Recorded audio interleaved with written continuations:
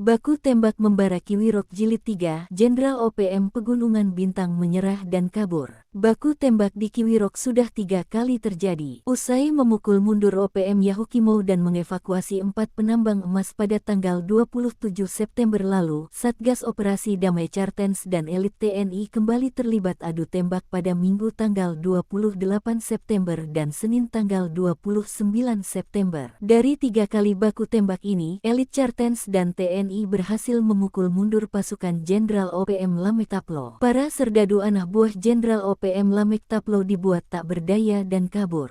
Namun, Kepala Operasi Damai Cartens, Brigjen Faizal Ramadhani memastikan tak ada korban dari pihaknya.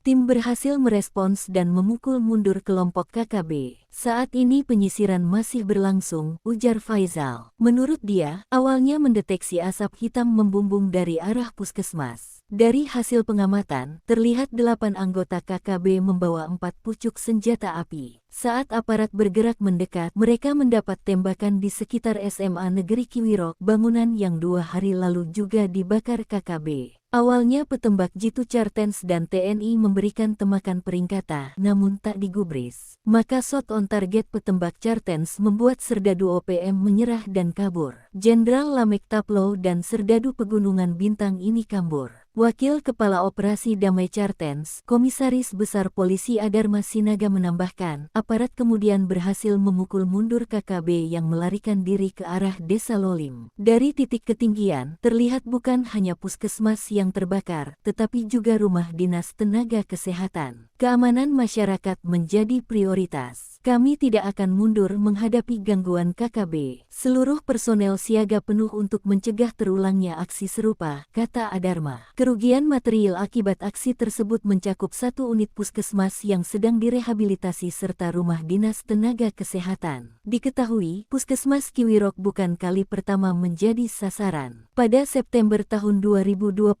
lalu, bangunan yang sama juga pernah dibakar KKB sebelum akhirnya direhabilitasi pemerintah.